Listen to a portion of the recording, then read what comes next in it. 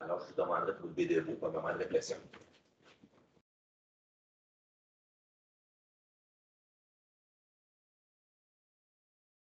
Merci. Vous pouvez vous asseoir.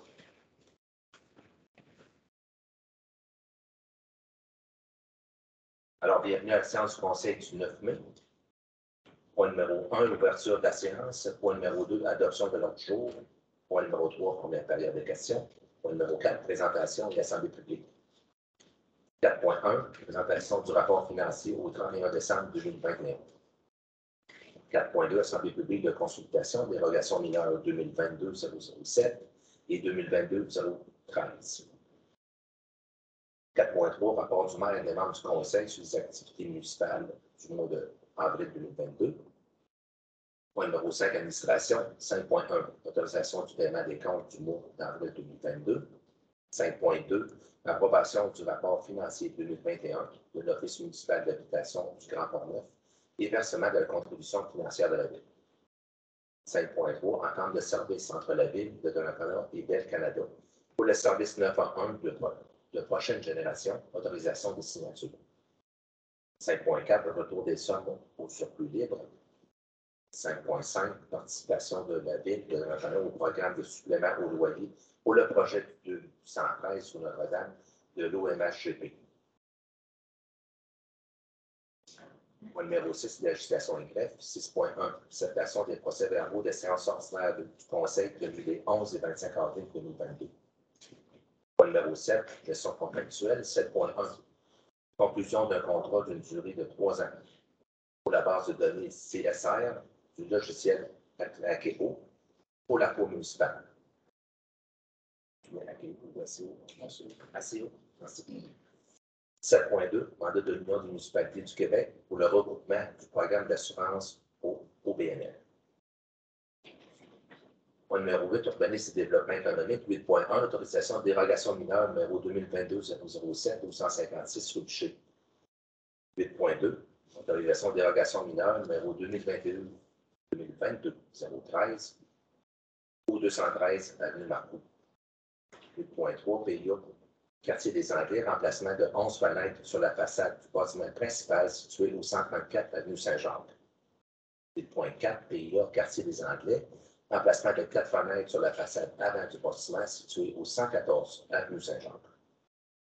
8.5, PIA du Vieux-Donnacona, installation d'une enseigne pour l'école de musique des Jardins sur le bâtiment de la Maison de la Culture Georges-Hubert Germain, situé au 270 rue Notre-Dame. 8.6, demande dérogation mineure numéro 2022-020 au 164 rue de Leclerc. 8.7, demande dérogation mineure numéro 2022-022 au 1144 avenue Quentin. 8.8, demande dérogation mineure numéro 2022-023 au 813 rue de Fenêtre. Point numéro 9, ressources humaines, aucun point. Point numéro 10, autres sujets. 10.1, aide financière à Aspect Port-Neuf incorporé. 10.2, aide financière aux organisateurs d'une campagne de levée de fonds au profit de la Fondation du CHU de Québec pour le service aux soins des enfants malades.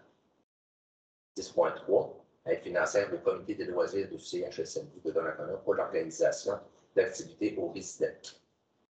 10.4, aide financière au club de chasse et pêche de Donnacona pour l'organisation de la fête de la pêche du 4 juin prochain au parc familial des Berges. 10.5, participation au tournoi de golf de la Chambre de commerce de l'Est de Portneuf. 10.6, autorisation d'utiliser le quai des écureuils dans le cadre d'un mariage. Point numéro 11, deuxième période de questions. Point numéro 12, affaires nouvelles. M. Germain, est-ce que nous allons des affaires nouvelles? Non, pas d'affaires nouvelles de mon côté, M. le maire. M. le directeur général adjoint. J'ai pas de suivi de mon côté. Conseiller, conseillère. Non, c'est bon. Merci. Alors, point numéro 13, dépôt des documents. Point 13.1, liste de la correspondance avril 2022. 13.2, dépôt du rapport financier et rapport du vérificateur externe au 31 décembre 2021. 13.3, correction, dépôt de liste de personnes embauchées par le directeur du service des loisirs et de la culture de la vie communautaire, conformément au règlement numéro B601. Et point numéro 14, levée de la séance.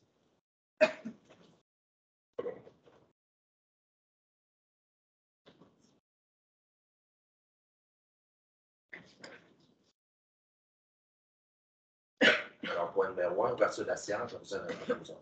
Je propose.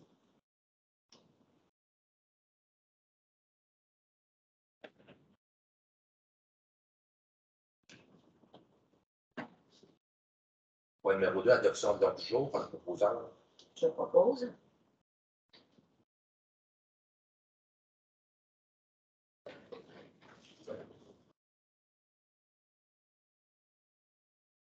Point numéro 3, première période de questions. Est-ce que nous avons des questions? Sur des questions? Non, les citoyens avaient jusqu'à 15 heures cet après-midi pour déposer des questions sur notre page dédiée sur notre site Internet et on n'a eu aucune question dans les citoyens. Du côté de la salle, est-ce qu'on a des questions?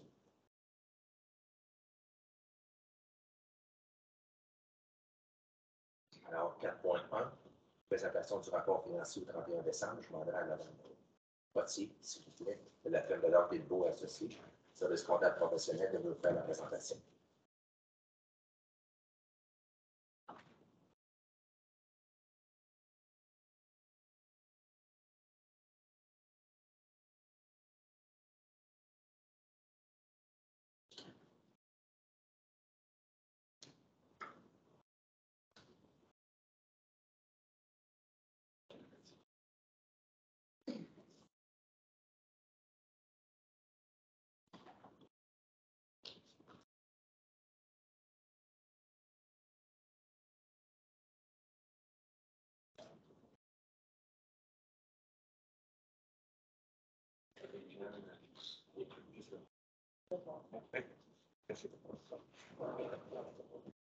Donc, bonjour. Moi, je vais présenter le sommaire de l'information financière consolidée pour les états financiers au 31 décembre 2021.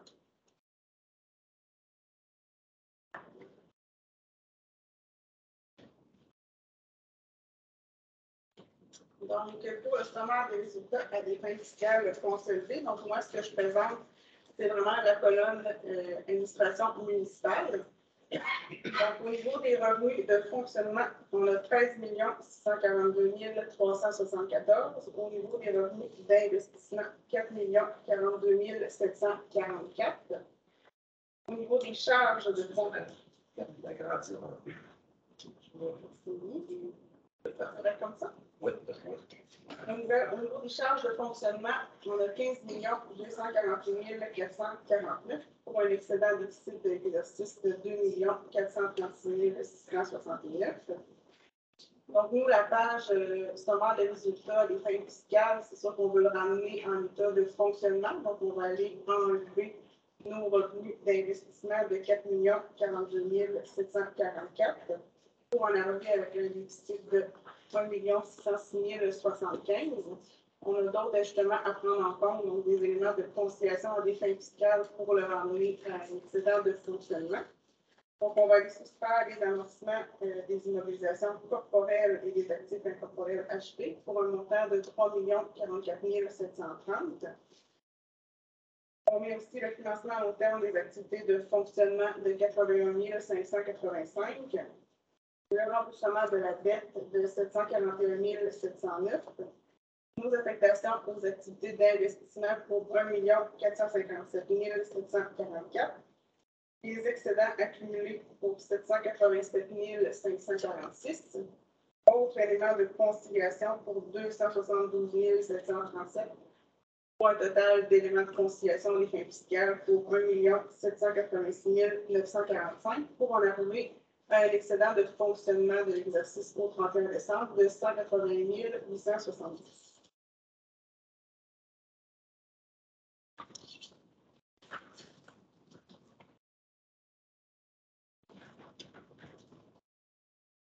Donc, au niveau de la situation financière, donc, encore là, je vais présenter la colonne administration municipale. On avait des actifs financiers pour la trésorerie équivalent trésorerie de 835 587. Des débiteurs pour 12 650 350. Autres de 8 625 pour un total d'actifs financiers de 13 494 562. Pour les passifs, pour la dette à long terme, 18 928 723. Autres passifs pour 6 989 994. Donc, ça regroupe les comptes à payer et l'emprunt temporaire, pour un total de passifs de 25 918 717. On arrive à une dette nette de 12 424 155. Pour les actifs non financiers, les immobilisations corporelles, on a 77 650 894. Autres, de 656 611. Donc, ça regroupe les propriétés destinées à la revente, les stocks et les frais payés d'avance. Donc, on a un total d'actifs non financiers de 78 307 505. Pour les excédents accumulés, on a les excédents de fonctionnement non affectés pour 1 123 334. Les excédents de fonctionnement affectés de 691 701 sont détaillés un petit peu plus bas. On a un montant affecté au budget de fonctionnement pour l'année 2022 de 250 000. Budget d'investissement pour 335 234. Les propriétés, produits ventes d'immobilisation pour 31 467. Les projets reportés pour 75 000 pour un total de 691 701. On a des réserves financières et fonds réservés pour 15 899. On a des dépenses constatées à taxer ou à pourvoir pour 649 921. Des financements, des investissements en cours, donc on a des investissements à financer pour 1 762 675. Des investissements nets dans les immobilisations et autres actifs pour 66 465 011 $, pour un total d'excédent de 65 883 350. Et au niveau de la réserve financière et fonds réservés, notre solde de 15 899, c'est seulement l'administration municipale. Au niveau de sommaire de l'endettement net à long terme, donc l'endettement net à long terme de l'administration municipale est de 13 983 842. Consolidé, on arrive à 15 189 484. Sommaire de l'analyse de la dette à long terme consolidée. On a un excédent affecté au remboursement de la dette pour 15 037 $. Montant à la charge de l'ensemble des contribuables de 12 751 133. Montant à la charge d'une partie des contribuables de 563 250. Dette à long terme à la charge des tiers pour le gouvernement du Québec et ses entreprises pour 6 877 142, pour un total de 20 206 572. Au niveau du sommaire des revenus consolidés, donc pour les revenus de fonctionnement, on a les revenus de taxes pour 9 740 533. Compensation tenant lieu de taxe de 1 761 042. Les revenus de transfert, 341 120. Services rendus, 633 425. Imposition de droits, amendes, pénalités, revenus de placement de portefeuille pour 768 678. Et autres revenus, 397 576, pour un total de 13 642 374. Pour les revenus d'investissement, on a des revenus de taxes de 124 200. Les revenus de transfert pour 3 918 544, pour un total de revenus d'investissement de 4 42 744 et un grand total de revenus de 17 685 118.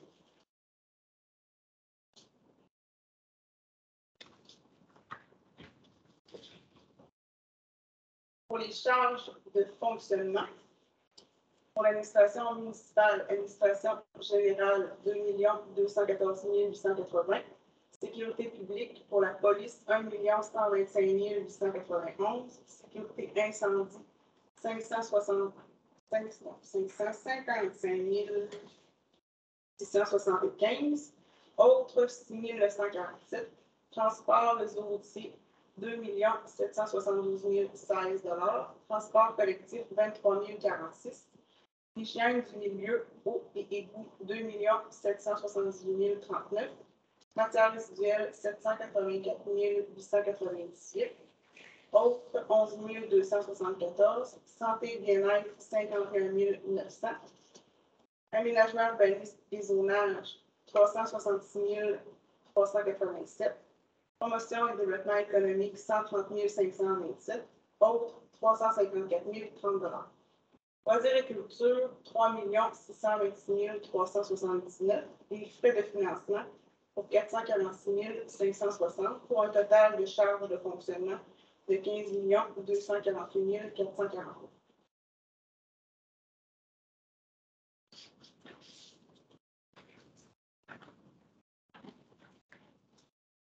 Pour le sommaire de l'excédent au niveau des investissements, donc on a des revenus d'investissement de 4 042 744. Il y a eu acquisition d'immobilisation corporelle, actifs incorporels pour 7 702 534. Autres investissements, émission ou acquisition de 107 966. Financement à long terme des activités d'investissement pour un montant de 3 470 082. Affectation au niveau des activités de fonctionnement de 1 457 744, excédent accumulé de 866 142 pour un total d'excédent d'investissement de 2 38 212 $.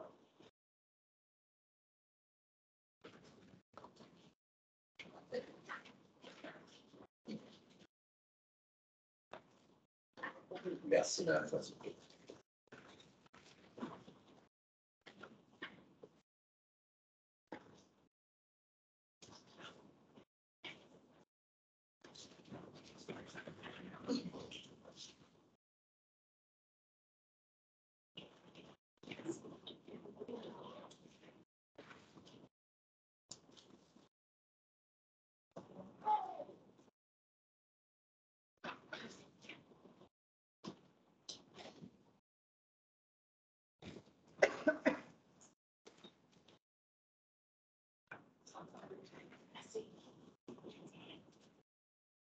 Merci. Bonne soirée.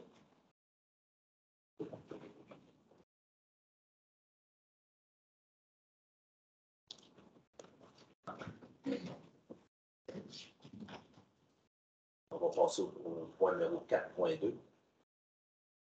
Assemblée publique et consultation dérogation mineure 2022-007 et 2022-013.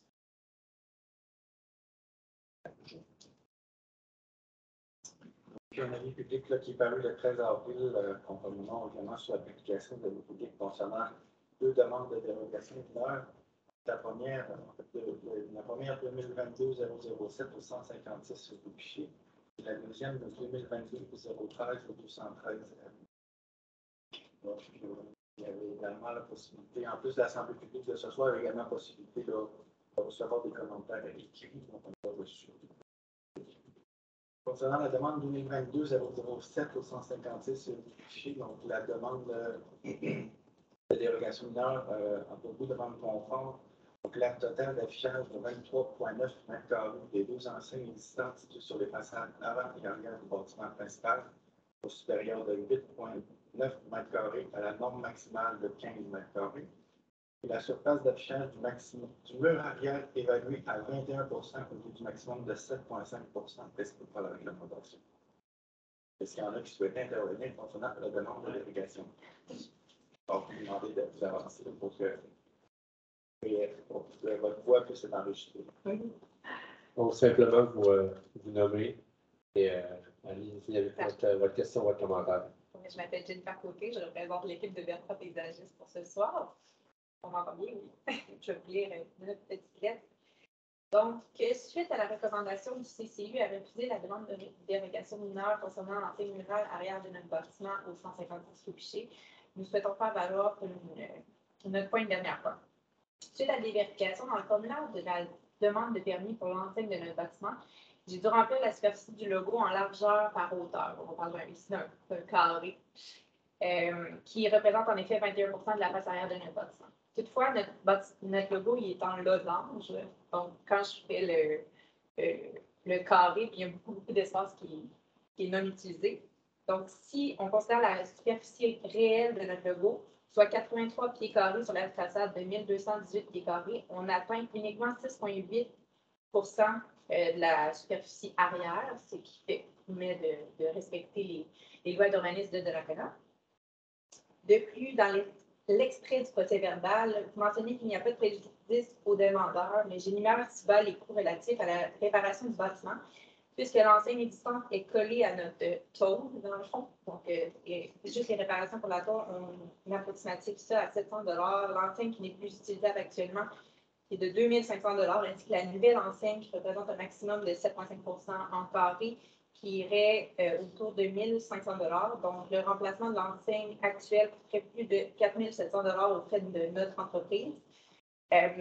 Ainsi, donc, j'aimerais que l'on considère ceci comme un préjudice. De plus, je suis d'accord avec la mention que l'enseigne est esthétique et bien intégrée. Je ne crois pas qu'il s'agit d'une pollution visuelle pour la ville de Donnacona.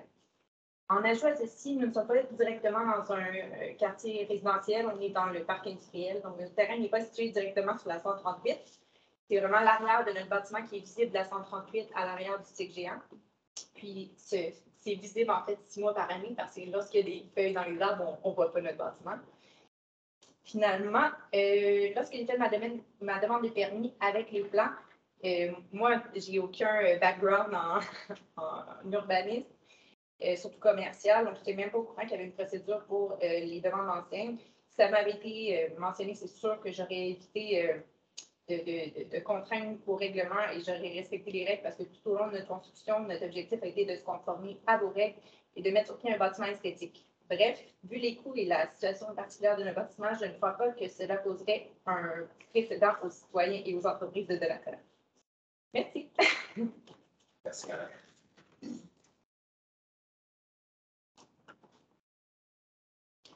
Donc, est-ce qu'il y a des membres du conseil qui veulent intervenir? C'est sûr que le point est prévu. Là, le point ici, c'est des points d'échange. Il y a un point tout à l'heure qui est le point pour l'acceptation ou le refus de la dérogation mineure qui est un petit peu plus loin. Je pense que c'est 8.1 dans la session.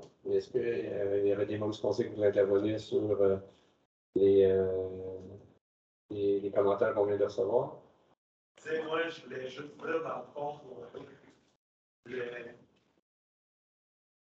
dans le fond, pour le logo, je voulais juste savoir s'il y a vraiment un règlement que c'est la surface, parce que comme elle disait, la surface, on est correct, c'est vraiment quand on prend le carré en entier, mais il y a des zones vides que si on le respecterait, fait que je voulais juste voir le règlement aussi, c'était quoi exactement. C'est sûr qu'à ce niveau-là, moi, je vous dirais que de mon côté, je ne connais pas les règles Okay. par cœur. Cette question-là, vous ne l'avez pas posée à notre service de l'urbanisme. Donc, ça, je ne serais pas en mesure de répondre ce soir, puis je n'oserais pas m'embarquer là-dedans ce soir. Notre directeur de l'urbanisme n'est pas ici.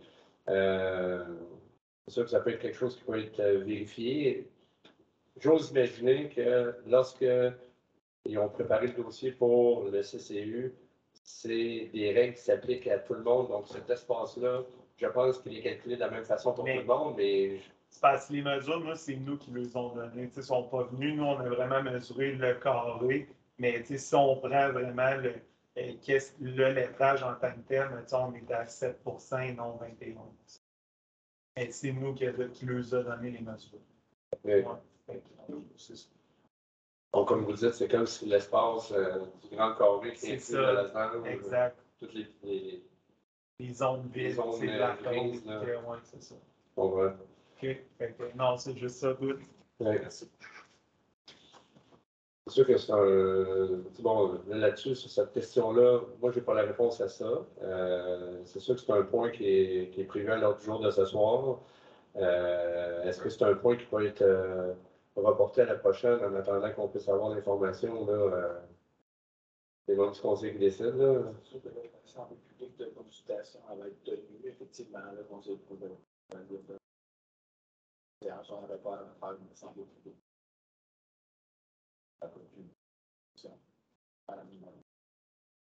Oui. Je voudrais que le service de l'urbanisme aille vérifier les dimensions de l'enseigne pour s'assurer que, oui, tout à fait, parce que avec le 21 c'est quand même, c'est pas une dérogation qui est mineure. Vous n'avez pas fait de demande de permis selon la loi, vous devez faire une demande de permis. D'accepter une dérogation aussi majeure sans demande de permis, on va causer un précédent. On a refusé des projets. On a demandé à des gens de défaire des projets parce qu'ils n'avaient pas fait de demande de permis. Donc, on ne veut pas causer ce préjudice-là puis s'avancer avec un chaos de gens qui vont faire à peu près tout ce qu'ils veulent sans jamais demander de permis. J'imagine que vous comprenez la situation. Donc, moi, j'aimerais bien que si quelqu'un de l'urbanisme peut aller vérifier le pourcentage occupé par l'enseigne. Puis oui, on la trouve très belle, votre enseigne, vous n'avez pas à vous inquiéter. Puis, voilà. Donc, c'est qu'on ne parle pas de la qualité de votre enseigne, pas du tout. Je passe souvent devant, là, puis je veux dire, on la voit. Pour ça, là, on ne manque pas. C'est le but d'une entreprise de se faire voir également, mais toujours en respectant les dimensions, ça, de ce côté-là. Mais on ne prendra pas de décision ce soir. Je pense que ça va être la meilleure. Sur votre demande de dérogation mineure, on va la reporter. On va s'assurer avec l'urbanisme que c'est qui viennent sur place avec vous de vraiment confirmer sa consistance. Puis peut-être juste rajouter un dernier plan, je le cherchais là, dans mon... j'ai la réglementation ici provinciale sur les dérogations mineures, mais l'investissement qui est nécessaire pour retirer l'enseigne, c'est malheureusement pas un argument qu'on doit considérer le montant, les frais qui sont engendrés chez les citoyens parce qu'il n'y a pas de demande de permis qui a été faite. Je comprends, mais la demande de permis, elle est censée être demandée en même temps que la nouvelle bâtisse, 60, je ne sais pas, c'est une nouvelle bâtisse commerciale, on n'en fait pas à chaque semaine. Mais il y a quand même, il y avait l'enseigne sur le devant de l'édifice qui était inclus dans la demande, c'est ça. Et on n'a pas eu de demande d'enseigne. Mais elle est inclus dans... Non. On m'a demandé de faire une demande pour l'enseigne avant, après. Mais on m'a pas demandé là, parce que j'ai envoyé une lettre, mais en effet, il y avait des gens dessus. C'est plein, il était là. Mais ça, mais ils vous ont demandé de faire une demande de permis pour l'enseigne avant, mais vous avez décidé. Non, avant et arrière, on a dit. Avant, on était conforme, en arrière, à cause que le logo, on est avec le canton, on était conforme. On m'a demandé après, c'est ça.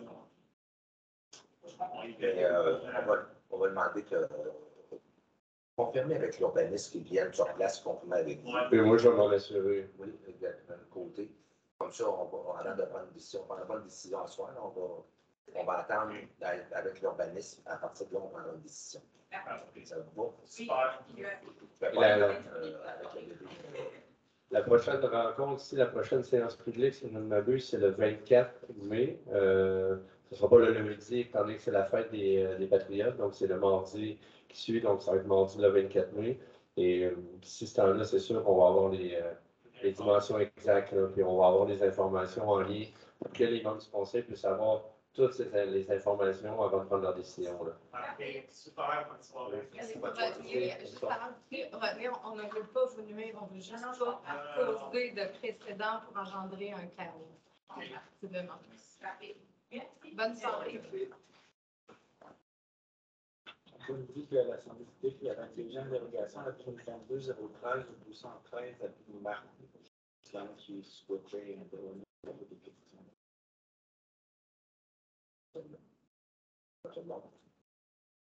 T'inquiète pour ça.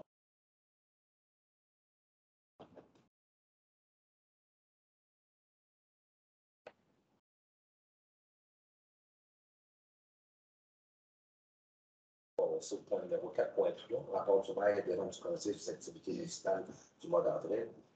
Alors, de mon côté, le 4 avril, j'étais à Clé-de-Pont-Neuf dans le studio pour faire une petite entrevue vidéo que je me suis concentré surtout sur. J'ai fait un concentré du déjeuner des gens d'affaires. J'ai pris sûrement certains points, mais j'avais seulement que 10 minutes et je ne pouvais pas passer en travers du déjeuner des gens d'affaires qui a duré 90. C'était un concentré. Le 5 avril, j'ai siégé sur le comité de sécurité publique de la MRC. C'était quand même une très bonne rencontre parce que c'était là que la SQ recevait toutes les demandes. Chaque ville a été demandée par la SQ d'écrire leurs besoins, de qu'est-ce qui s'attendait de la SQ. Alors, lors de cette rencontre-là, c'était le cumulatif de les 18 municipalités. Et puis, nous autres, ils ont classé ça par différentes étapes. Là. Puis, la majeure partie, c'est sûr que la vitesse, cette année, un des points qui venait le plus souvent. De ce côté-là, au niveau de toutes les municipalités, il y avait certains points secondaires pour certaines municipalités de bruit, pour les motos et autres, là, mais en gros, c'est surtout la vitesse qui était le principal point qui était retenu. Le 5 avril, nous avons eu une rencontre en présentiel avec les dirigeants de AIM et Englobe ici même sur place. C'était quand même une bonne rencontre. À partir de là, on a pu voir vraiment le sérieux, je dirais, d'AIM de ce côté-là avec Englobe. Et puis, à partir de là, on a des dates, on a vraiment un horaire qui est fixe à long terme. Après ça, le 6 avril, j'étais du comité de travail de la MRC. De ce côté-là, il y avait deux points vraiment qui nous concernaient la ville de Donnacona. Un de ceux-là, c'était modifier le règlement relatif à l'implantation et intégration architecturale V549. Imaginez que c'est au courant de ce règlement-là. C'est surtout c'est assujettir au règlement relatif au plan d'implantation et intégration architecturale, surtout pour les bâtiments d'intérêt patrimonial. C'est un règlement qu'il était modifié. Et l'autre, c'est on a eu la confirmation de l'aide financière pour notre demande d'escalier reliant le lieu de Donnacona au parc de la rivière Jacques-Cartier, une aide financière de 15 000 $. Le 8 avril, j'avais une rencontre avec les ressources humaines de la MRC, avec l'avocate de la FUR. On avait un petit problème au niveau de la MRC qui soit réglé. Alors, on avait besoin d'être coaché, si je pourrais dire, pour ce point-là. Le 12 avril, je siégeais sur le CA de l'unité des sports de la capitale nationale. Le 19 avril, on avait une rencontre avec la commission, le centre de service scolaire de Pont-Neuf et le promoteur en garderie de les subventionner. Bon, M. Germain, nous l'avons assisté à cette rencontre-là et avec les dirigeants du service scolaire. Je ne dirais pas le résultat, mais disons que ça s'est amélioré depuis ce temps-là. Le 20 avril, j'étais sur le comité de gouvernance de l'unité des sports de la capitale nationale. Le 20 avril, c'était la séance de conseil en présentiel de la MRC. Le 25 avril, c'était l'annonce de la programmation du ministère du Transport du Québec en virtuel. Les points qui ont été discutés, c'était présenté par M. Jean-François Leclerc, le directeur général territorial, M. Jean-Marc Bonnebien. Et puis, il nous a parlé qu'il y avait une enveloppe du ministre du Transport, M. Bonnardel, qui est de 585 millions de dollars pour les 2 prochaines années. Il y a déjà 85 projets qui sont inscrits dans cette enveloppe-là. Mais pour nous, du côté de Donnacona, nous avons une petite réflexion parce que normalement, ce programme-là, ça touche seulement les routes à numéro. Chez nous, c'est la 138 ou l'autoroute. C'est les seuls qui sont touchés par le ministère du Transport. Et là-dedans, nous, une route de Donnacona, on va avoir 2 surpassages sur la 138 de 500 mètres chaque, à peu près à la hauteur de la rue Sauvageau, à peu près, je dirais, ça a été présenté. Il y en a un autre, je sais, ce n'est pas directement sur notre territoire, ça touche une ville, mais c'est quelque chose qui est important à savoir. C'est une réflexion à partir des 4 points, comme on appelle souvent, sur la 365. À partir des 4 points en direction de Pont-Rouge sur 2 km, ils refont le surpassage, mais également au centre de la rue, au lieu d'avoir une ligne blanche, ben, ça va être un 4 points. Non, une chaussée rugueuse comme sur le bord des autoroutes. Parce qu'il y a eu 2 décès dans les 2 dernières années. Fait que là, ils veulent corriger la situation en implantant au centre de la chaussée, elle va être rugueuse. En gros, c'est ce qui était pour cette rencontre. Le reste, c'est surtout des tronçons et autres de la partie nord de la MRC, spécialement la bout de Rivière-à-Pierre. Je pense qu'il y a 3 ponceaux majeurs qui sont refaits. Si vous voulez aller voir sur le site, tout est là. Après ça, le 25 avril, on a eu une rencontre avec moi et M. Fillon, on a eu une rencontre avec le fonctionnaire du ministère de l'Environnement. Celle aussi un peu déçu de cette rencontre-là. On parlait naturellement du terrain de IEM, de l'ancien terrain de Beauwater, qui appartient au ministère de l'Environnement, qui reste encore des vestiges aujourd'hui. C'est surtout ce terrain-là qu'on a discuté.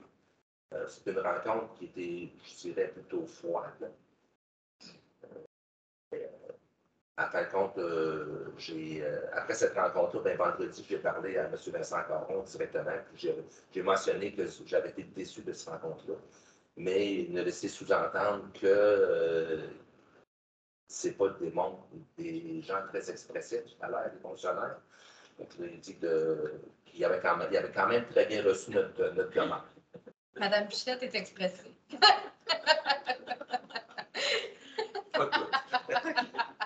Les fonctionnaires provinciaux, je dirais.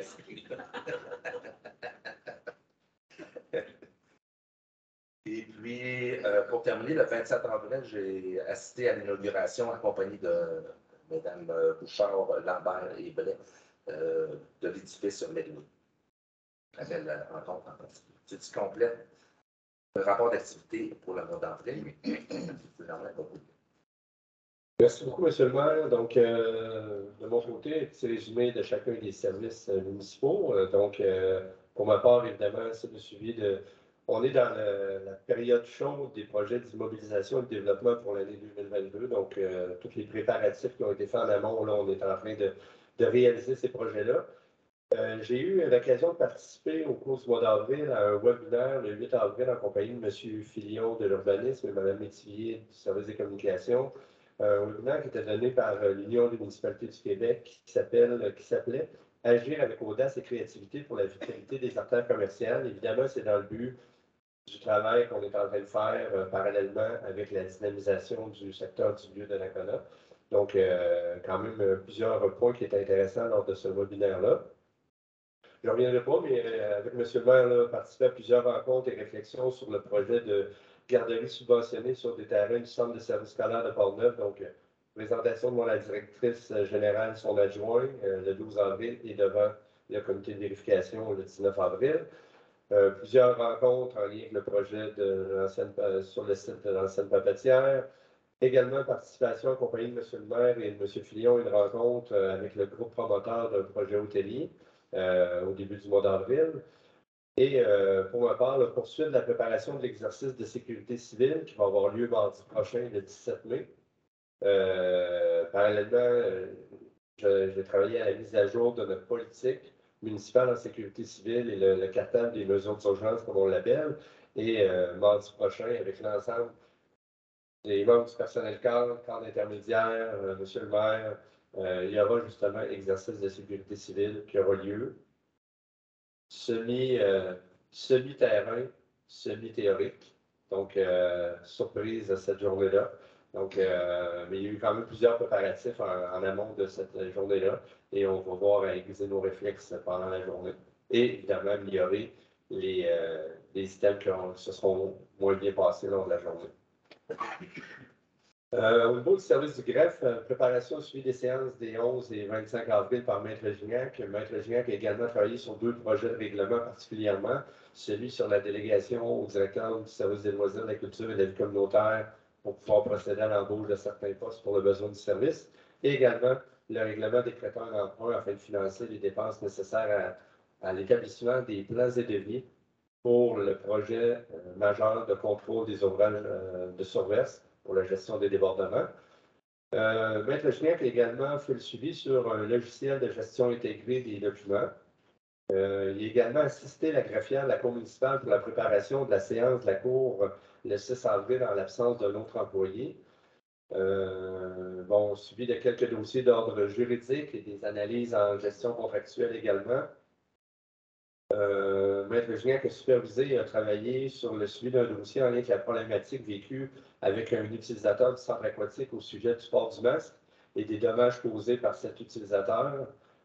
Dossier d'ailleurs qui a été en partie réglé la semaine dernière, l'utilisateur ayant payé 100% des frais qui ont été occasionnés par les dommages causés. Donc, à notre niveau, ce dossier-là est pratiquement clos. Préparation d'un appel de proposition pour le bail du casse-croûte de l'Arena. Donc, dernière année qui se terminait avec l'année 2021-22 du casse-croûte de l'Arena. Donc, on va partir en appel d'offres sous peu. Maître Julien, je pense.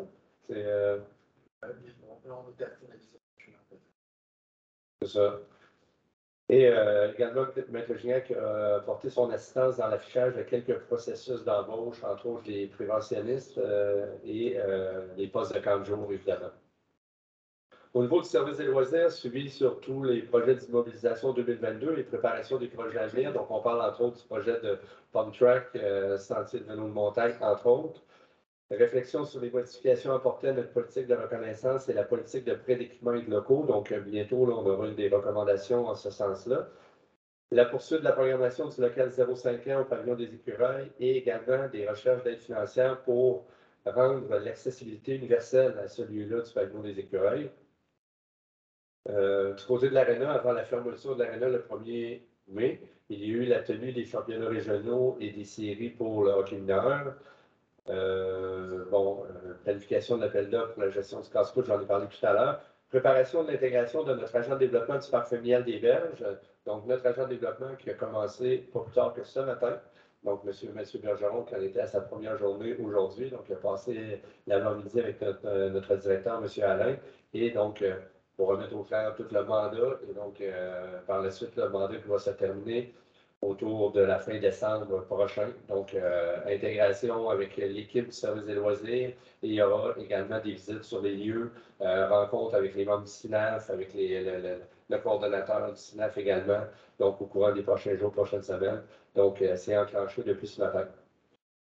Monsieur Alain et son équipe ont travaillé également à la poursuite de la mise à jour de la grille tarifaire pour la location des plateaux et de certaines activités sur une période de 10 ans, qui va être déposée bientôt.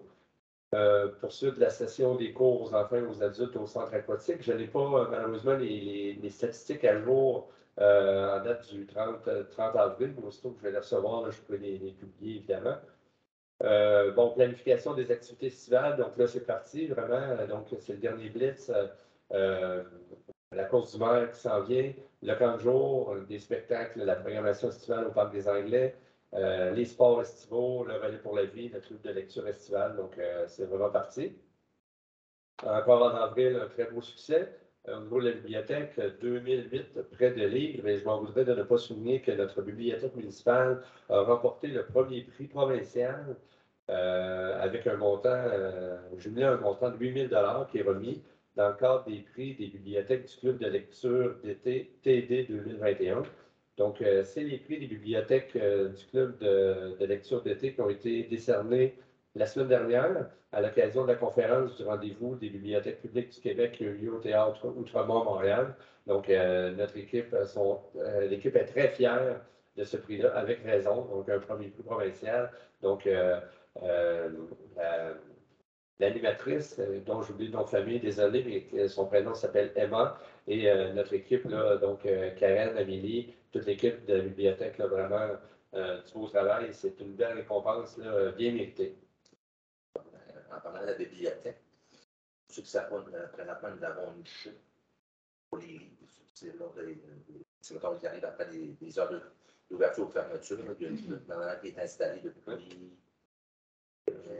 12 semaines. À peine. C'est ça. Mais un ajout, évidemment, avec les bibliothèques, mais c'est un beau projet qui est réalisé. Là. Au niveau de la Cour municipale, il y a eu 113 constats qui ont été saisis au courant du mois d'avril, dont 26 sur le territoire de la ville de Donnacona. On parle vous en parliez tout à l'heure, M. le maire, il y a 29 des constats, de l'ensemble des constats qui sont concernant la vitesse, il y a 60 qui touchent la circulation. Au niveau du service des communications, je vous dirais que c'est toujours évidemment la mise à jour quotidienne de toute la gestion du site Internet, des enseignes, de l'infolette. On est rendu, on continue toujours à augmenter 4 369 abonnés à notre page Facebook. Donc 42 proviennent de Donnacona, 15 qui proviennent de la ville de Québec et 6 qui proviennent de la ville de Pont-Rouge. Donc, en plus de plein d'autres, mais je vous dirais les trois principaux, c'est celui-là. Là. À ces trois-là, on est rendu à peu près 65 de notre clientèle. Donc, la poursuite du projet de remplacement de l'enseigne numérique sur la rue de l'Église. L'octroi du contrat a été fait. Je vous dirais que normalement, début de l'automne, on devrait être en mesure de pouvoir voir apparaître les nouvelles enseignes et on va être en mesure de récupérer un écran également qu'on va pouvoir mettre à l'intérieur de l'aréna pour se servir comme de. On a déjà un tableau indicateur animé d'un côté et là, on va se servir d'un écran, l'écran qui fonctionnait le mieux entre les deux écrans sur la rue de l'Église. Donc, on va la récupérer, on va le mettre de l'autre côté complètement. Donc, les dimensions ont été prises, on a vérifié avec le technicien, malgré la température et l'humidité à l'intérieur de l'aréna, c'est un système qui peut fonctionner, donc on va être en mesure de la récupérer, la brancher, et ça va pouvoir servir d'affichage supplémentaire pour des commanditaires ou des fois le pointage aussi des différentes compétitions. Madame Métier a participé au comité directeur sur la dynamisation du lieu de Donnacona avec M. Rousseau, M. Filion, moi-même, Mme Blais également. Il y a eu quelques rencontres en avril. Il y a eu des rencontres au sujet du projet Au fil des optiques, donc un projet qui est en préparation en 2022 pour réalisation en 2023. Également, beaucoup de préparatifs en lien avec l'activité du 9 juillet, le barbecue du maire, donc qui s'en vient dans 2 mois, pratiquement jour pour jour. Et également des contrats photos qui ont été donnés. Mme Métier a travaillé à finaliser et à publier la publication du cahier publicitaire qui est paru dans le courrier de Portneuf. Là, on a eu 4 pages centrales là, dans l'édition de la mi-avril de mémoire. Là. Donc, Mme Métier a travaillé très fort de ce côté-là. Et évidemment, je vous disais des statistiques concernant nos abonnés Facebook, mais que ce soit l'infolette, notre alerte municipale, l'application Voilà, on est tout en augmentation partout dans l'ensemble de nos différentes publications rubriques. Donc, c'est des bonnes nouvelles également. Notre site Internet, encore, au-delà de 25 000 pages qui ont été visionnées au cours du mois d'avril uniquement. Donc, le réflexe qu'on a engendré en demandant aux gens de se rendre davantage là-dessus, on voit que les gens emboîtent le pas. Là, ils vont vraiment consulter. Là. Je vous dirais que le centre aquatique en attire plusieurs pour voir les plages horaires des bains libres, entre autres. Mais je dirais la majorité des rubriques, les demandes de permis, là, on est au printemps, donc il y en a plusieurs qui vont voir les différentes réglementations en lien avec les demandes de permis. Mais on voit que ça fonctionne très, très bien. Là. Le site est très regardé. Au niveau du service de l'administration, c'était la finalisation du dossier d'audit annuel de la firme Bédard-Guilbeault. On a eu la finalisation totale ce soir avec la présentation par la firme Bédard-Guilbeault. La saisie des rapports financiers et le budget sur le site du ministère des Affaires municipales. C'était le paiement du deuxième versement de taxes au courant du mois d'avril. Il y a eu également la facturation finale pour l'hiver 2021-2022 pour l'utilisation du dépôt à neige. La vérification du rapport des dépenses électorales des candidats aux élections de novembre dernier. Mme Alain a également agi comme secrétaire lors des comités de sélection des appels d'offres pour 3 projets de services professionnels. Et il y a eu également un suivi sur plusieurs dossiers en assurance générale et en assurance collective également par le service de l'administration. Au niveau de l'urbanisme et du développement économique, on est rendu à 92 permis depuis le 1er janvier, dont 3 nouvelles constructions. Une valeur des permis de 4 356 000 $. Il y a eu un CCU le 28 avril, dont plusieurs points sont à l'ordre du jour un petit peu plus tard ce soir. Et notre service de l'urbanisme a travaillé sur plusieurs projets à tous les niveaux, résidentiels, commercial, industriel. Là, je dirais finaliser des promesses de vente pour certains ventes de terrain le long du boulevard Godreau, des nouveaux commerces, la démarche de dynamisation du lieu de Donnacona, le site de l'ancienne usine, le projet de promenade fleuve, projet hôtelier, l'arrivée de Microsoft, demande d'exclusion du zonage agricole pour le prolongement du parc industriel et des projets de bornes de recharge ultra rapide avec Hydro-Québec. Il y a également des rencontres avec les gens du conseil d'administration du comptoir de Louvoire qui ont eu lieu avec M. Fillon et M. Elbert, je pense, en avril. Et au niveau de nos licences, au niveau du contrôle animalier, donc nos licences de chiens, on est rendu depuis janvier déjà à 82 % des licences qui ont été renouvelées par l'équipe des gens de la SPA de Québec. Donc, c'est 520 licences sur 635 qui ont déjà été renouvelées. et le porte-à-porte repris. Là. Donc, au cours des dernières semaines, vous avez peut-être vu le véhicule de la SPA de Québec avec les gens clairement identifiés qui se promènent et vont à la rencontre des citoyens qui avaient déjà une licence, puis même ils vont faire quand même la sollicitation dans d'autres, des fois des nouveaux animaux de compagnie qui n'ont pas été répertoriés. Donc, il y a quand même une nouvelle tournée de terrain qui est en train de se faire. Il y a eu également l'intégration du nouveau membre du CCU, lors, entre autres, de la dernière rencontre, je pense, la rencontre du 28 avril, je pense que c'était l'autre d'avant. Donc, M. Fillon accompagne le nouveau membre et évidemment la confirmation de nos 3 préventionnistes. Donc, il y a eu une première rencontre et le début du travail de nos préventionnistes va se faire, je dirais, dernière fin de semaine du mois de mai, première de juin. Collaboration avec la Sûreté du Québec également là-dedans pour échanger, établir le canal de communication pour la prochaine période estivale. L'année passée, on n'avait pas été en mesure d'avoir nos 3 préventionnistes pour l'ensemble de l'été. Là, on se croise les doigts et on touche du bois pour qu'on puisse les avoir des 3 pour l'ensemble de la période estivale. Donc, ça va permettre à ce que à tous les soirs, il va y avoir des gens sur le terrain. Donc, c'est une très bonne nouvelle pour nos différents parcs de quartier et les différents autres endroits. Là, je n'ai qu'à penser le quai des Écureuils, le chemin de la rivière, entre autres, là, des endroits qui sont souvent surveillés. Suivi de quelques dossiers de plainte, d'infractions et de nuisances également par nos inspecteurs du service de l'urbanisme. Au niveau des travaux publics, je vous dirais que le mois d'avril, on l'a tous connu ensemble. Il y a eu un peu moins de neige, mais quand même, on a eu un mois d'avril qui était très pluvieux et gris. M. Rousseau me faisait la remarque que c'était le mois d'avril le plus pluvieux depuis 1997. J'ai les statistiques un peu plus loin. Je pense qu'il est tombé au-dessus de 82 mm de pluie, 88. De mémoire, c'est ça? 88? 3 cm de neige. Donc, ça a quand même eu des avantages. Donc, on a la prolongation de la période de fonte des neiges. Bien, évidemment, ça a évité de surcharger nos égouts pouvant causer des refoulements et différentes infiltrations d'eau, des fois qu'on peut connaître, mais là, ça s'est fait quand même progressivement.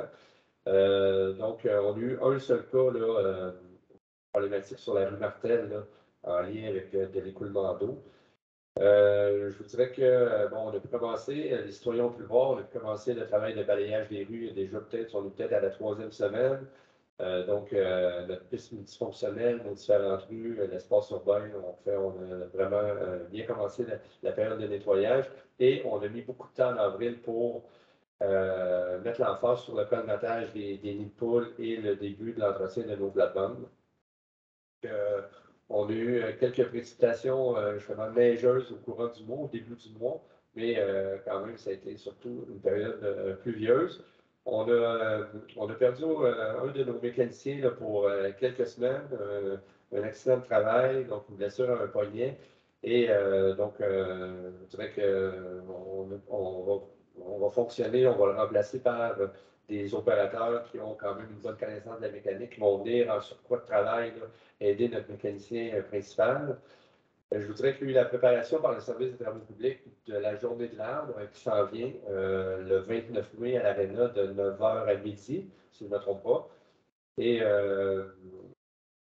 pour le reste de la main-d'œuvre, j'ai parlé des nids de poules, colmater les excavations ou les baisseurs qui étaient un peu dangereuses à certains endroits. Et on a fait le relevé de nos trottoirs problématiques avec des risques de réclamation de temps en temps. Donc, à chaque année au printemps, notre contremaître, entre autres, fait une tournée assez exhaustive de l'ensemble de nos trottoirs. Et vous avez peut-être vu, là, il y a du marquage qui a été fait à différents endroits pour cibler les endroits prioritaires à faire des réfections au courant des prochaines semaines. L'hygiène du milieu, donc on en parlait, 88 mm de pluie, 3 cm de neige. On a traité 92 277 m3 d'eau qui ont été traités en avril. Je vous dirais qu'il y a eu le suivi de plusieurs projets majeurs par M. Paris et son équipe. La réfection des étangs aérés, ça continue d'avancer. Le remplacement de la pompe d'eau brute numéro 2. Il y a eu les travaux d'imperméabilisation du réservoir souterrain numéro 1. Les citoyens ne s'en rendent pas compte, mais depuis 2 semaines, on est alimenté par un service temporaire. Ça fonctionne très bien. L'imperméabilisation se passe selon l'échéancier prévu. Là, normalement, je vous dirais autour du 23-24 mai, tout devrait être terminé, donc ça se passe bien. M. Paré a également travaillé prolongement des services de la rue Sauvageau. Donc, pour les gens qui nous écoutent, là, qui proviennent de ce secteur-là, dans la semaine du 6 juin, normalement, tout devrait être terminé. Donc, à partir des travaux de décontamination suite à la période hivernale sont terminés. On a eu à retirer là, un ou deux pouces de gravier sur le dessus et des travaux de bordure, de pose de bordure et de première couche de pavage prévue la semaine prochaine, deuxième couche de pavage idéalement dans l'autre semaine. Et dans la semaine du 6 juin, c'est prévu que ces travaux-là soient complètement terminés avec évidemment la construction des espaces de stationnement qui sont prévus en bordure du parc Sauvageau. Si on en met juste 2 pouces, ça veut dire lorsqu'on a barré la rue, ça paye.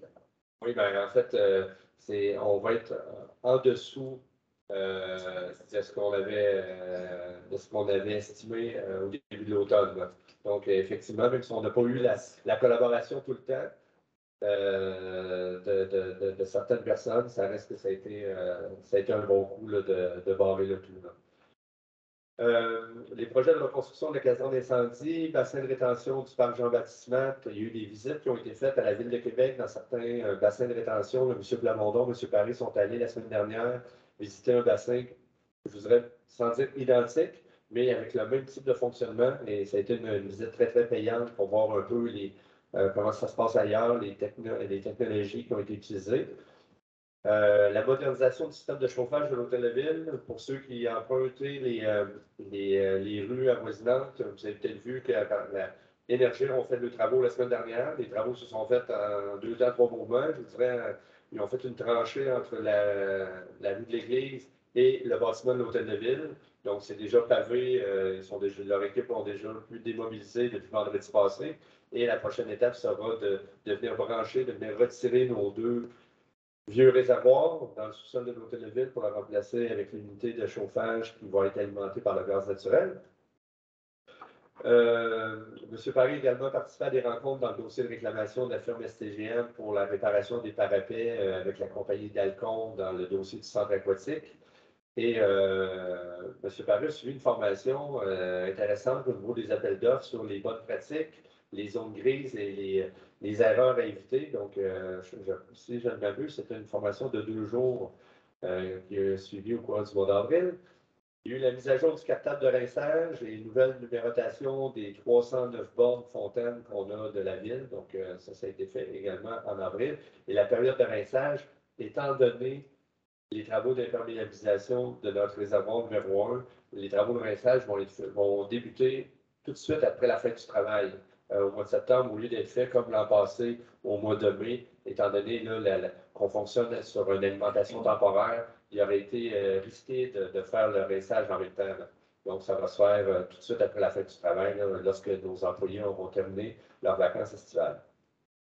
Finalement, au niveau du service de sécurité incendie, réunion d'officiers le 4 avril en présentiel à la caserne et il y a eu une pratique également le 21 avril, une simulation d'un déversement en matière dangereuse qui a été fait par le service.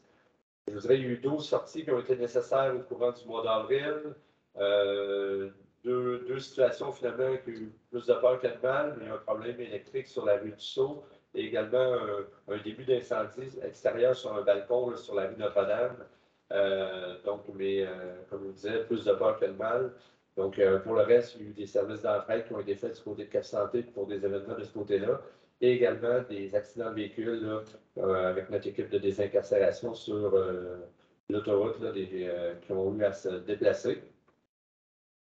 Je vous dirais qu'il y a eu il y a un secteur qu'on surveille particulièrement, un secteur dans le coin de la rue Côté, concernant des feux à ciel ouvert avec des foyers non conformes. Donc, vos pompiers ont été faire de la prévention et de la vérification.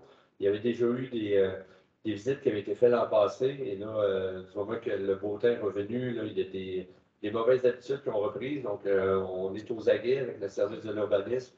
Donc, les gens ont commencé déjà à formuler certains commentaires, certaines plaintes, et on a cette situation-là bien en vue. Donc, notre nouvelle autopompe citerne, début du mois de juin. On parlait du début du mois de mai, là, on est rendu au début du mois de juin, mais là, ça devrait être la bonne. Donc, ça devrait nous être livré en juin. Et le temps que notre équipe soit complètement formée de nos pompiers, pendant quelques semaines, ce camion-là va être entreposé au service des travaux publics, le temps qu'on puisse nous vendre le camion numéro 402 qu'on a actuellement, qu'on va se départir pour être sûr de faire de la place dans notre caserne pour notre nouveau camion. Notre nouveau camion qui d'ailleurs va être en exposition. Je ne vais pas me tromper, mais je pense que c'est le congrès annuel de l'Association en sécurité civile du Québec.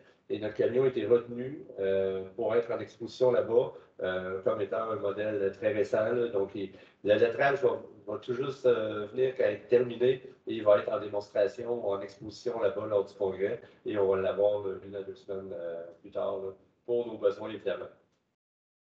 Voilà, ça fait le tour des activités municipales au courant du mois d'avril. Une question. Par rapport au parc Sauvageau, est-ce qu'il y a des dommages qui ont été constatés sur le gazon? Ou... Non, il n'y a pas eu, en tout cas, pour le moment, moi, ce qui m'a été rapporté, c'est qu'il n'y a pas eu, malgré le fait qu'on a eu des craintes par rapport à ça, là, il ne semblerait pas qu'il y ait eu des dommages avec des coûts reliés aux dommages. Et excellente question. Merci. Oui. Vous avez ça aux aguets aussi. Alors, on va passer côté des conseillers, Mme Pichette. Bonsoir, merci. Rien à signaler dans Mme Bouchard. Moi, comme je vous le disais tantôt, j'ai participé à l'inauguration du complexe Bellwood. J'ai participé aussi à la première d'une pièce de théâtre organisée par la Table de concertation des aînés de Portneuf. Il y aura lieu de représentation dans toute la MRC de Portneuf. La prochaine, c'est cette semaine à Saint-Ramon. Par contre, celle à Donnacona, ça se tiendra le mercredi 8 juin à la salle de Navy. C'est une pièce de théâtre qui traite de la maltraitance faite aux aînés, pour lutter contre la maltraitance faite aux aînés. Et la table de concertation de l'organisateur avec beaucoup de partenaires, dont le CIUS, Desjardins et des notaires, des professionnels qui sont là pour répondre aux questions des gens. Puis moi, en tout cas, j'ai trouvé pour une première représentation que ça avait été très animé, très interactif avec les gens, puis très intéressant. Puis malheureusement, d'une triste réalité, c'est ce qu'on m'a dit. Là. Alors, moi, j'invite les gens là, à participer ici à Donnacona. C'est gratuit, il n'y a pas besoin de réservation. C'est à 14 h, ça dure 1h15, 1h30 et c'est très, très intéressant. C'est tout. Merci. Monsieur Paget. Oui, merci. Bonsoir. Le 27 avril, non pas le 27 avril, j'ai assisté à un comité d'embellissement. Puis on a discuté, c'était planifié déjà pour la journée de l'arbre le 29 de mai. À cette journée-là, il va y avoir des 40 petits arbres, des arbres pas matures, mais assez plus gros que des petites carottes. Là, mais les petites carottes, il va en avoir plusieurs. Il va y avoir à peu près 200 sacs de compost. Parce qu'avant, on avait des arbres à profusion, mais là, c'est plus difficile, c'est plus dispendieux. Fait que c'est une valeur de 40-45 $ l'arbre. Les petits arbres, là, c'est pas donné. Puis on a un budget, il faut respecter le budget. Le compost, c'est moins cher. Fait qu'on prend du compost, puis le monde est bien content parce qu'on écoute tout. Parce que ça commence à 9 h, premier arrivé, premier servi. Ça fait la file. Voilà. Puis après ça, rendu à 10h30, il n'y a plus du compost, il n'y a plus d'arbres, il n'y a plus rien. Fait que c'est une très belle journée en avant de l'aréna le 29. Puis comme vous avez pu, d'entre vous, certains l'ont constaté, qu'il y a déjà une petite madame dans les plates-bandes. Elle a commencé le 25 avril. Une petite madame orange, là, qui est habillée avec une soute orange. Là, fait que... Je pense qu'elle n'aimerait pas la petite madame. Je pense ça non, qu'elle la aimerait ça, grande madame est efficace parce que c'est grâce à elle, parce que vous n'êtes pas sans savoir que la ville de Donnacona, lui, c'est 4 fleurons. 4 fleurons, puis c'est très rare, c'est pas toutes les municipalités et les villes qui sont capables d'avoir ça. Fait qu'on a travaillé fort, puis notre horticultrice travaille très fort. Puis cette année, pour l'année qu'on vient de passer, on a eu 4 fleurons. Fait que là, il va s'agir de le garder, parce que c'est difficile. C'est comme quand tu es en tête d'un classement, c'est difficile d'y aller, mais c'est encore plus difficile de rester là. Fait que les 4 fleurons, c'est difficile. Ça va jusqu'à 5. Fait qu'on va travailler fort, mais ça va prendre du personnel. On me sert de passer. Fait que c'est tout pour le... Merci, M. Paget. Mme Lambert. Merci, M. le maire. Moi, en réalité, l'inauguration du complexe Medway et le CA de la région régionale des matières résiduelles. Et vous avez reçu les états financiers de 2021. C'est tout pour moi. On a parlé justement hier, mercredi passé, justement du centre. Là, ils vont avoir des équipements qui vont plus mécaniser la tri, c'est sûr. Oui, ça va être. De toute façon, ils achètent des nouveaux véhicules et tout ça. Oui. Et là, un des gros projets qu'ils sont en train de faire, ils sont en train de monter un nouveau garage pour être capable d'entreposer les camions l'hiver, en tout temps, mais du moins l'hiver, pour qu'ils soient capables de partir comme il faut, là, parce que c'est sûr qu'il y avait de la misère quand il y a des temps froids, les camions étaient tous dehors. Donc là, ce qui est en train de se faire, c'est surtout ça. C'est ce matin, je suis sur le comité d'administration de la MRC, puis ils ont parlé qu'ils vont investir 1,4 million pour justement faciliter la tri, parce que c'était à la main, et pour que ça soit plus mécanisé, mais plus confortable pour ceux qui travaillent là également. Oui. C'est un beau projet là, qui va. Que ce soit moins on physique. est rendu là. Que ce soit moins physique aussi. Oui, exactement ça. Ah. M. Bernard. Merci, M. le maire. Pour ma part, au mois d'avril, j'ai assisté au CA de l'Association des personnes handicapées de Portneuf. Il n'y avait rien de spécial à signaler pour la ville de Donnacona. Merci. Pour terminer, Mme Blais. Merci. On a eu des rencontres pour le comité de dynamisation du vieux Donnacona. Donc, la semaine dernière, j'ai invité au nom du comité directeur 21 personnes à faire partie du comité de dynamisation. Et à date, j'ai eu une douzaine de réponses positives. Donc, c'est des gens qu'on a ciblés là, à faire. On a du communautaire, des citoyens, de l'urbanisme. En tout cas, c'est extrêmement varié. Là, on respecte tous les critères qui nous avaient été recommandés par rue principale. Donc, on devrait être autour de 20 personnes. Là, si on inclut les membres du comité directeur, les gens de rue principale là, qui sont là pour nous accompagner, puis avec justement citoyens et autres. Donc, je vais les relancer cette semaine pour m'assurer, ceux qui ne m'ont pas répondu, là, pour voir pourquoi ils ne m'ont pas répondu, si j'ai été dans les courriers indésirables. Allez savoir. Donc, c'est à suivre et ça va très bien. Vraiment, ça va. J'espère. Bon, c'est 20 personnes. Oui, En fait, juste un petit dernier point. J'en ai pas parlé tout à l'heure, mais ça m'est venu à l'idée lorsque Mme Lambert a parlé de la régie.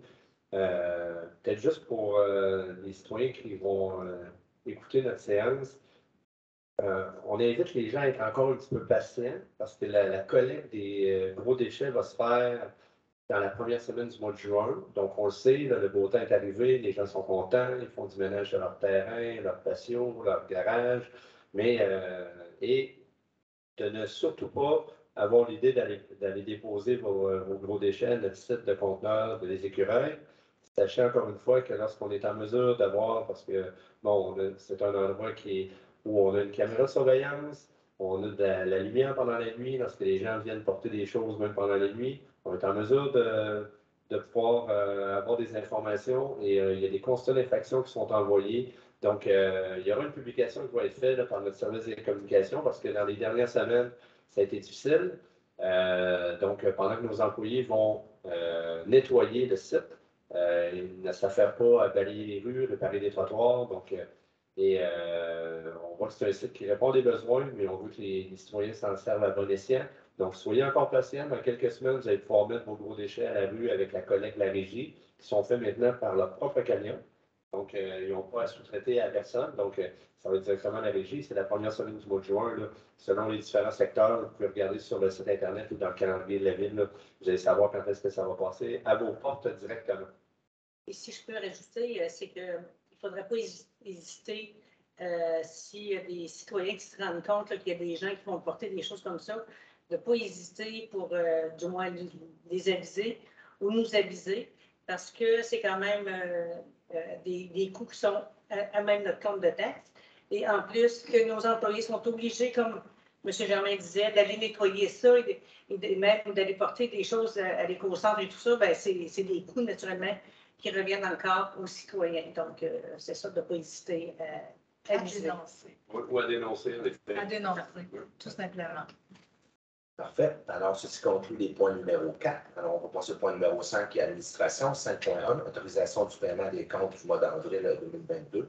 Alors, à chaque début de mois, c'est on fait l'autorisation des paiements de compte. Alors, j'aurais besoin d'un proposeur. Vous avez toute connaissance. Alors, vous avez un proposeur. Je propose. Super, je. Alors, 5.2. Approbation du rapport financier de 2021 de l'Office municipal de l'habitation du Grand Port-Neuf et du versement de la contribution financière de la Ville. Considérant la réception du rapport financier de 2021, il est requis que la Ville approuve le rapport financier de l'OMHGP. En considérant que la contribution de la Ville de l'OMHGP s'élève à 60 201 et 29 selon le rapport financier.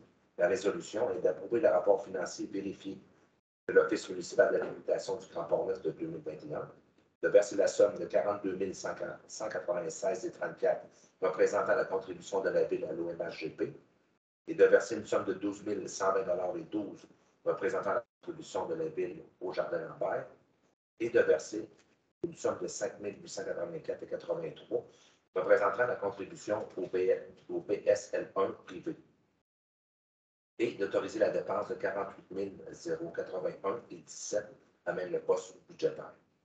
J'aurais besoin d'un proposant. Je propose. Est-ce qu'on a son corps? Alors, 5.3. Entente de service entre la Ville de Donnacona et Bell Canada pour le service 9.1 de prochaine génération. Autorisation de signature. Alors, considérant qu'il s'avère nécessaire de l'autorité de 9.1, en l'occurrence de la Ville de Donnacona, conclut une entente avec Bell Canada. Il consacre le projet d'entente joint à la présente résolution. La résolution est que le Conseil municipal autorise la conclusion de l'entente entre la Ville et Bell Canada pour le service de 9.1 prochaine génération et que le Conseil municipal autorise M. Sylvain Germain, directeur général, à signer au nom de la Ville cette entente ou tout autre document requis afin de donner suite à cette dernière. Donc, c'est un proposant. Je propose. Est-ce qu'il y en a qui sont contre?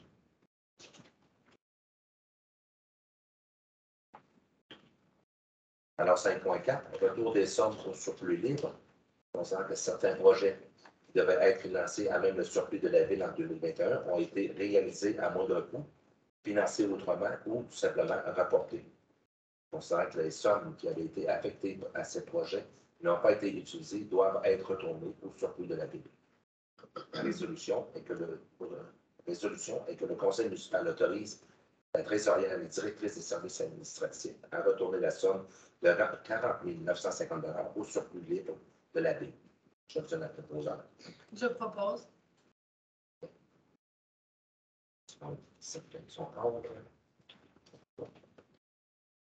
Alors, 5.5, participation de la Ville de Donnacona au programme de supplément au loyer pour le projet du 213 rue Notre-Dame de l'OMHGP.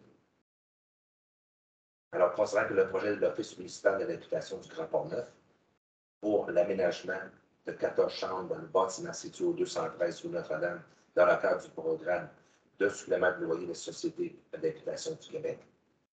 La résolution numéro 2015-04-123, adoptée par le Conseil municipal lors de la séance ordinaire le 13 avril 2015, par laquelle le Conseil municipal s'était engagé à maintenir sa contribution au programme de ce projet qui était alors piloté par l'Office municipal d'habitation de Donnacona.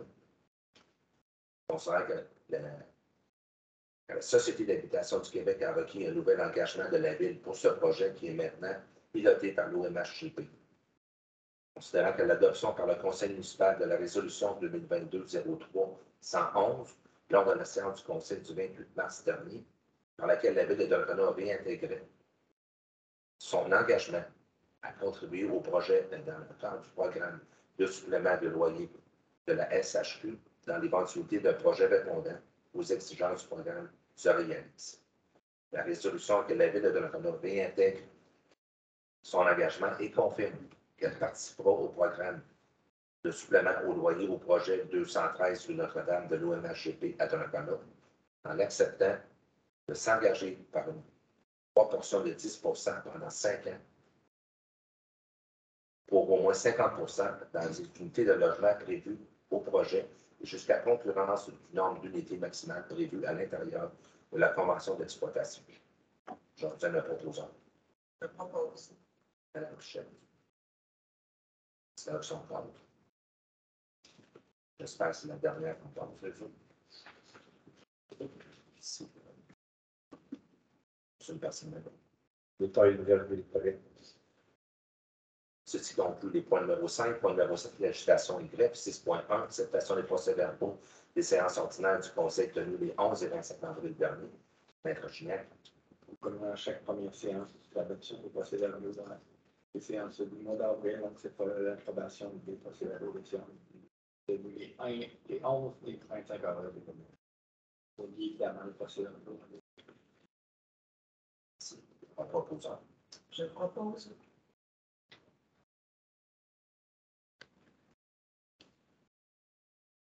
Point numéro 7, question contractuelle 7.1. Conclusion d'un contrat d'une durée de 3 ans pour la base de données CSR logiciel ASECO pour la Cour municipale. Considérant que, suivant les nombreuses modifications apportées au Code de sécurité routière, il s'avère nécessaire de modifier la base de données logicielle ACO pour la Cour municipale. Considérant que la proposition d'édition SR incorporée pour fournir la base de données ACSR pour le logiciel ACO, utilisé pour les besoins de la Cour municipale et de maintenir à jour durant la période de 3 ans. La résolution est que le Conseil municipal autorise la conclusion d'un contrat d'une durée de 3 ans avec les éditions SR incorporées pour fournir la base de données du CSR pour le logiciel ACO pour les besoins de la Cour municipale pour un montant de 2 550 auquel s'ajoutent les taxes applicables.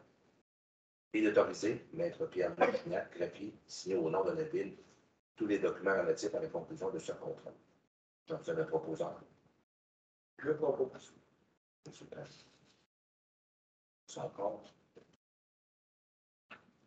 Alors, 7.2, mandat à l'Union des municipalités du Québec pour le regroupement de l'assurance des OBNL. Monsieur Germain.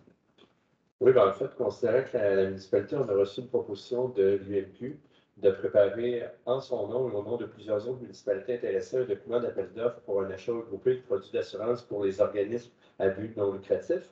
Considérant que les OBNL qui offrent sur le territoire et auprès des citoyens de la municipalité ont de la difficulté à trouver de l'assurance de dommages à un prix abordable, compte tenu du risque qu'ils encourent ou font encourir, considérant que l'Union des municipalités du Québec, en partenariat avec les municipalités, souhaite répondre à la problématique d'assurabilité afin d'aider les OBNL, considérant que l'UMQ procédera sous peu à un appel d'offres public pour les municipalités participantes au regroupement ainsi formé en vue d'identifier un courtier ou un assureur qui va offrir la proposition d'assurance à des conditions et au prix les plus avantageux pour les OBNL et que ceux-ci pourront, à leur discrétion, transiger ou prendre des assurances de dommages directement auprès du courtier ou assureur identifié.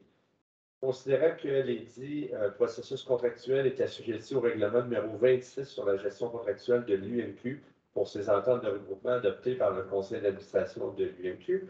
Donc, le but de la résolution de ce soir est que le conseil autorise la municipalité de Donnacona à faire partie du regroupement pour lequel l'UMQ procédera sous peu à l'appel d'offres public en vue d'identifier un courtier ou un assureur. Que le conseil reconnaisse aussi aux fins de l'appel d'offres public qui sera lancé sous peu les OBNL suivantes sur le territoire de la ville. Donc, on parle du Centre d'interprétation de la nature et d'animation familiale, le CINAF, au Parc des Berges, le comité de jumelage de Donnacona-Jarnac, le Club Patrimoine et Musique de Donnacona et la conférence des tables régionales de concertation des aînés du Québec. Merci, M. Germain. Alors, on va la proposant. Je propose. Son compte. Pour le 7, numéro 8, urbanisme et développement économique, 8.1. Autorisation de dérogation mineure numéro 2022-007 ou 157 chez rapporté.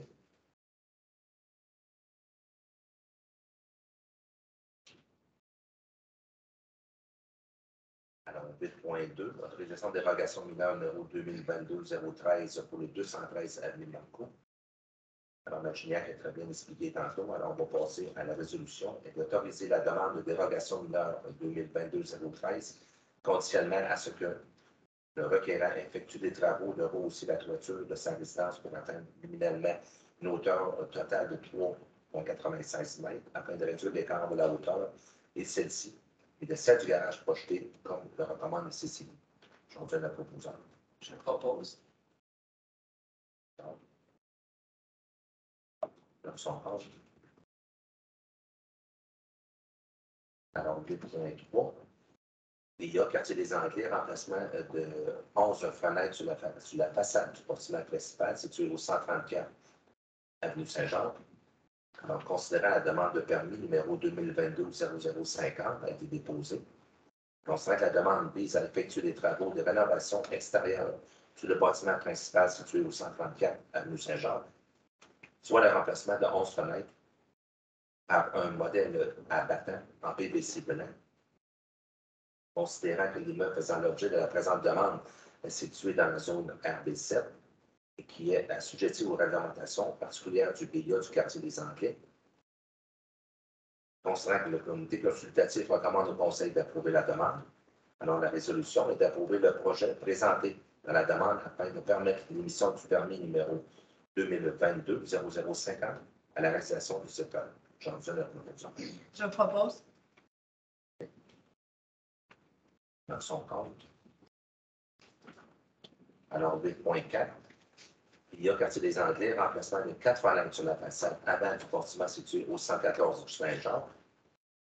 Considérant la demande de permis numéro 2022-0061, considérant que la demande vise à effectuer des travaux de rénovation extérieure sur le bâtiment principal situé au 114 avenue Saint-Jacques à Donnacona, soit le remplacement de 4 fenêtres sur la façade d'avant par un modèle de fenêtre semblable ou glissant dans le bas en PVC blanc. Considérant que l'immeuble fait l'objet de la présente demande est situé dans la zone RB7, alors assujetti au quartier des Anglais, le comité consultatif recommande au Conseil d'approuver la demande.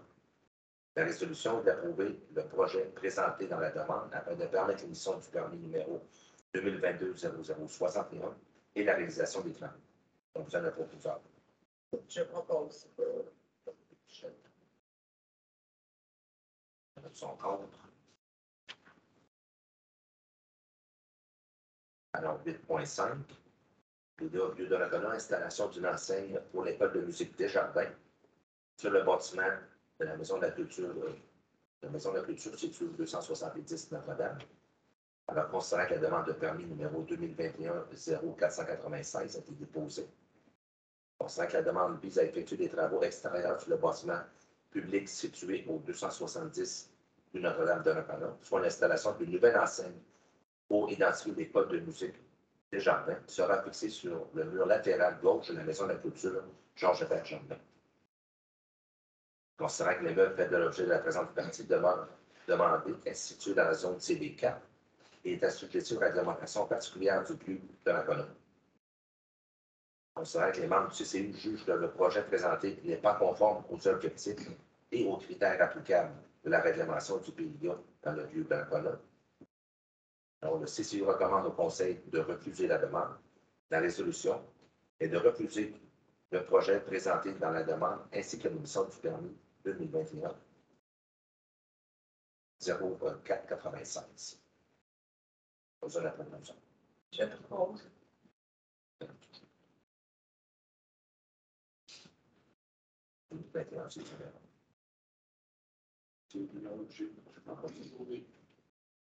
Je pense que c'est ça, c'est une demande qui a été déposée à la fin de l'année. Ah, OK. Donc, c'est pour ça qu'elle est numérotée 2021-071. Donc, c'est la 71e demande de 2021. Là.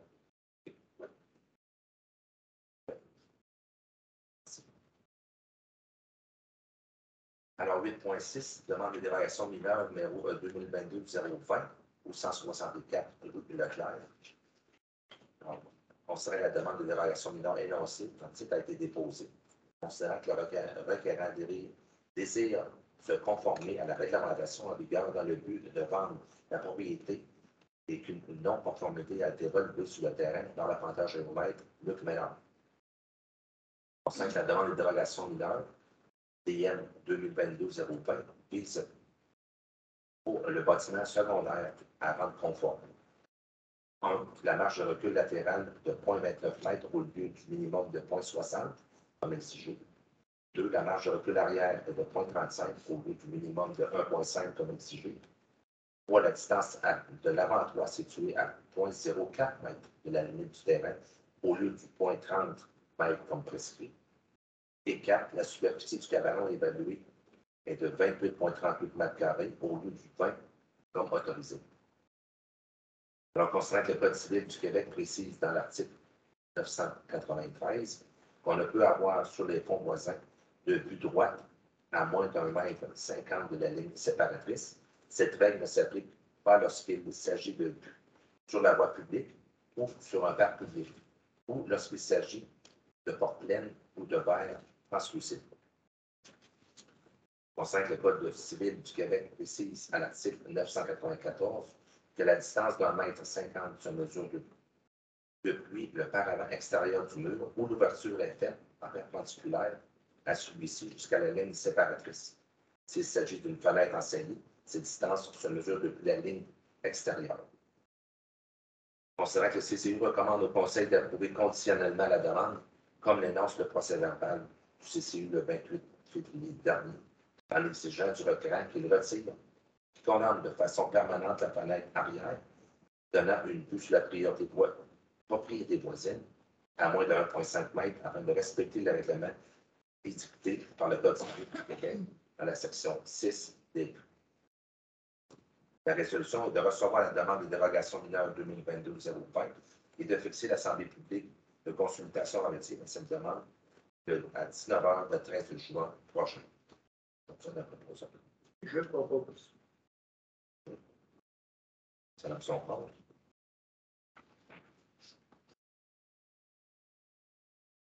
.7. 7. Demande dérogation mineure numéro 2022-022 au 1144 avenue Quentin.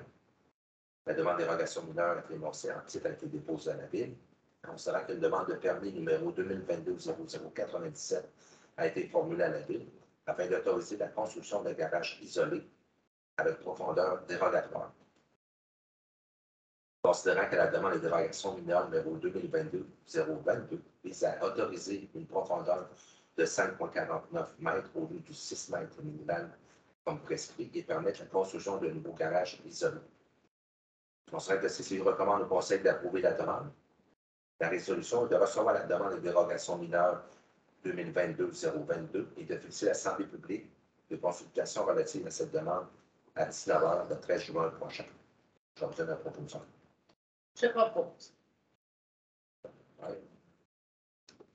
C'est son contre. Alors, 8.8, correction. 8.8, demande de dérogation mineure numéro 2022-023 au 813 rue de Notre-Dame. Considérant que la dérogation mineure énoncée a été déposée, considérant que la dérogation mineure numéro 2022-023 a pour but d'autoriser la construction d'une piscine hors terre dans la cour avant secondaire de la propriété. Considérant que la demande de dérogation mineure 2022-023 vise à autoriser la construction d'une piscine hors terre à 6,4 m de diamètre dans la cour avant secondaire de la propriété, projetée à une distance de 3,05 m de l'emprise de la rue au lieu d'être au cours arrière ou latéral dans une distance minimale de 6 m comme l'exige la réglementation. Considérant que le CCU recommande au Conseil d'approuver la demande, alors, la résolution est de recevoir la demande de dérogation mineure 2022-023 et de fixer l'Assemblée publique de consultation relative à cette demande à 19 h le 13 juin prochain également. Je vous donne la proposition. Je propose. Option contre. Alors, si je complète les points numéro 8, point numéro 9, il n'y a aucun point. Alors, point numéro 10, autre sujet, 10.1, aide financière à Aspect Portneuf Incorporé. Alors, considérant la correspondance reçue par l'organisme Aspect Portneuf Incorporé, par laquelle l'organisme sollicite une aide financière de la Ville pour la réalisation des activités pour la saison 2022-2023. Considérant que le Conseil municipal juge approprié de verser cette aide financière. La résolution est de verser une aide financière de 1 500 à Aspect Pont-Neuf et d'autoriser une dépense de 1 500 à même poste secondaire. J'aurais besoin de proposition. Je propose. Ceux qui sont contre. Alors, 6.2. Aide financière aux organisateurs d'une campagne de levée de fonds au profit de la Fondation du CHI du Québec pour servir aux soins des enfants malades. Alors, considérant la correspondance du 6 avril dernier de Mme Véronique Savard, organisatrice de la campagne pour le lever de fonds au profit de la Fondation du CHU, considérant que les organisateurs de cette levée de fonds organisent un tournoi de hockey bénéfice le 29 avril prochain. Considérant que le Conseil municipal juge approprié de verser une aide financière représentant une partie du coût de l'allocation de la classe de l'ARENA. La résolution est de verser une aide financière de 350 aux organisateurs d'une campagne de levée de fonds au profit de la Fondation du CHU de Québec dans le cadre de l'organisation du tournoi de hockey et d'autoriser la trésorière et directrice des services administratifs à verser cette aide financière à la réception de la confirmation du paiement du coût de l'allocation de la classe, d'autoriser une dépense de 350 à même le poste budgétaire. J'en besoin de proposition. Je propose. Ceux qui sont contre.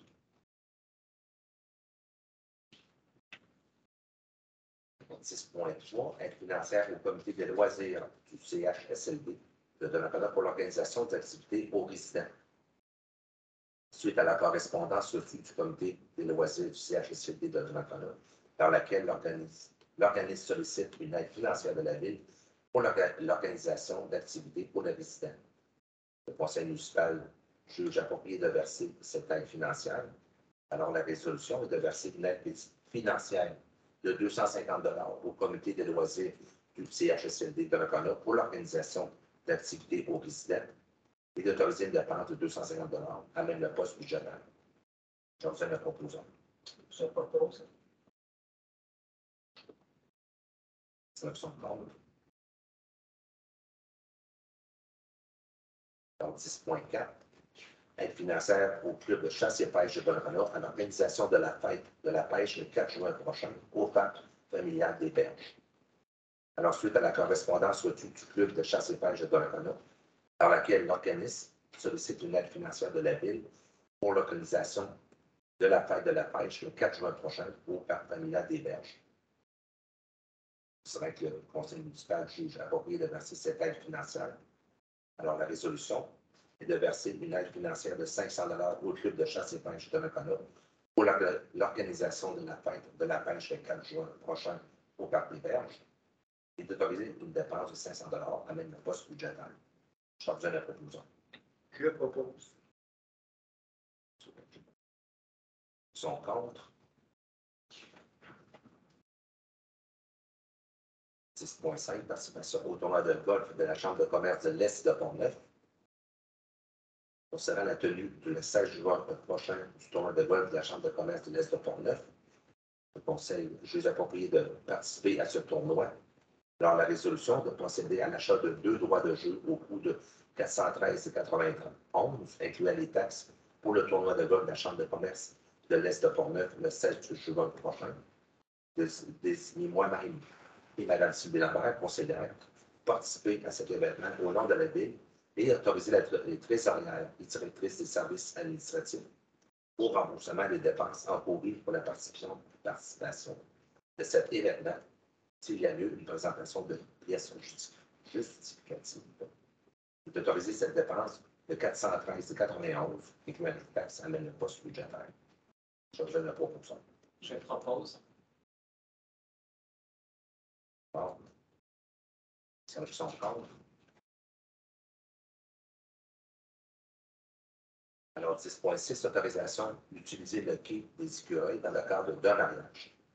Alors, suite à la demande de Mme Evelyne Lecouette, la couette, pour célébrer un mariage au quai des écureuils à une date qui demeure à déterminer entre le 25 août et le 5 septembre pour une durée d'environ 12 heures. Le Conseil municipal est favorable à cette demande. Considérant que la demanderesse devra préciser la date de l'événement au service de l'urbanisme pour l'émission du permis d'usage temporaire lorsqu'elle sera connue. On sent que la Ville précise que malgré la présence autorisée, le quai des Écureuils demeure un endroit public. En conséquence, bien que l'affichage pourrait être installé pour sensibiliser les usagers du quai à la tenue de l'événement, l'accès de ce dernier ne sera pas limité aux participants de l'événement. La résolution est d'autoriser Mme Evelyne McWett et les participants de l'événement à utiliser le quai des Écureuils pour la tenue du mariage qui se tiendra à une date qui demeure à déterminer entre le 25 août et le 5 septembre pour une durée d'environ 2 ans. J'en viens de proposer. Je propose. Madame Blais. Son compte.